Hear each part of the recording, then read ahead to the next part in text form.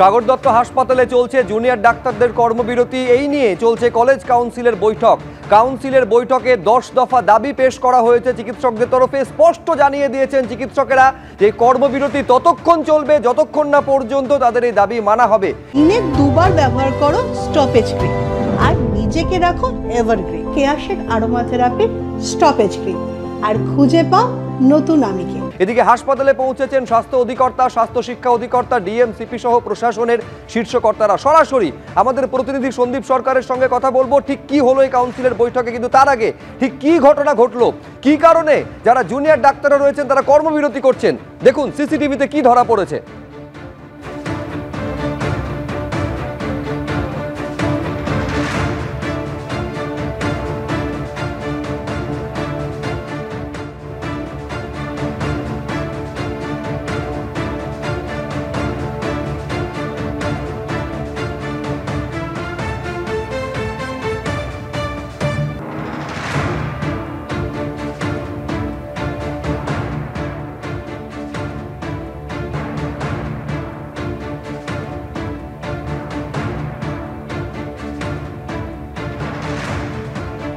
আমি সরাসরি কথা বলবো আমাদের প্রতিনিধি সন্দীপ সরকারের সঙ্গে। সন্দীপ, আমি যখন তোমার সঙ্গে কথা বলছি দেখতে পাচ্ছি পেছনে অবস্থান মঞ্চ এবং ঠিক প্রথম দিন আরজি করে যে ছবি দেখা গেছিল সেই একই স্লোগান প্ল্যাকার্ডে দেখা যাচ্ছে no safety no duty.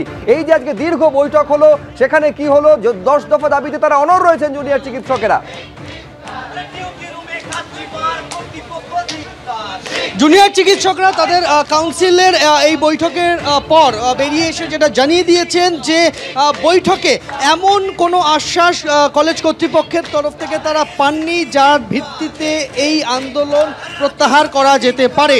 College কর্তৃপক্ষ তারা আশ্বাস দিয়েছিলেন অতীতে 400টি সিসিটিভি ক্যামেরায় মুড়ে ফেলা হবে হাসপাতাল চত্বর, কিন্তু মাত্র 360টি সিসিটিভি ক্যামেরা বসানো হবে বলা হয়েছিল, কিন্তু বসেছে মাত্র 40টি ক্যামেরা, সেগুলিও আজ থেকে বসানোর কাজ শুরু হয়েছে।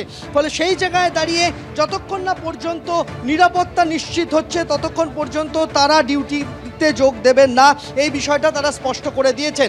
যদিও কলেজ কাউন্সিলের আজকের এই বৈঠক কিন্তু মাঝপথেই থামিয়ে দিতে হয়, তার কারণ এই মুহূর্তে স্বাস্থ্য দপ্তরের শীর্ষ আধিকারিকরা, জেলা প্রশাসনের শীর্ষ আধিকারিকরা এসে পৌঁছেছেন সাগর দত্ত মেডিকেল কলেজে।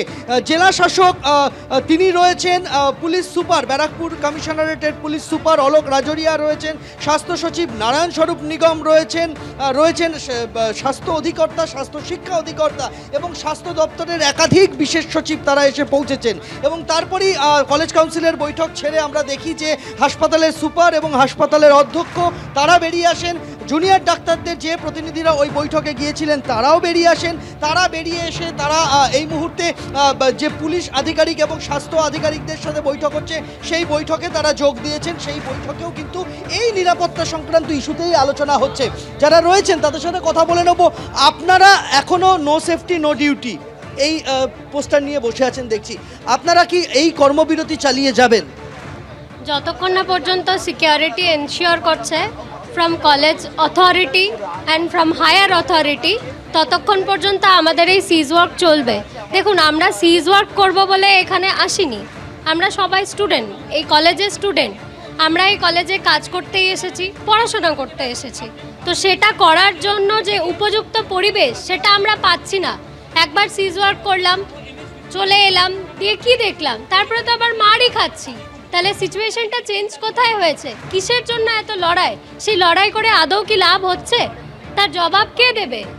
কলেজ কাউন্সিলের বৈঠকেও কিছু সূত্র বেরোলো না? না, এখনো অবধি আমরা সেরকম ডেফিনেটিভ কিছু পাইনি। আর দ্বিতীয়ত আমরা আর অ্যাসিওরেন্সে বিশ্বাস করছি না। যতক্ষণ না গ্রাউন্ড রিয়েলিটিতে আমরা কোনো চেঞ্জ দেখতে পাচ্ছি ততক্ষণ আমাদের যা সিদ্ধান্ত যে আমাদের এই সিজ ওয়ার্ক চলবে। আপনাদের আজকে প্রতিনিধিরা এই মুহূর্তে হেলথ সেক্রেটারি রয়েছেন, জেলা শাসক রয়েছেন, সিপি রয়েছেন, তাদের সাথে বৈঠক করতে গেছেন। আপনারা কোন ইস্যুসগুলো তাদের কাছে তুলে ধরতে চান?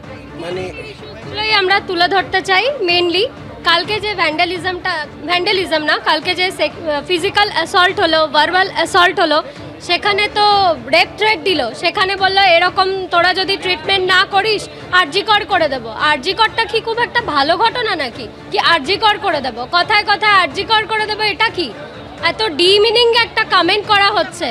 তার জন্য পুলিশ কোনো স্টেপ নিচ্ছে না।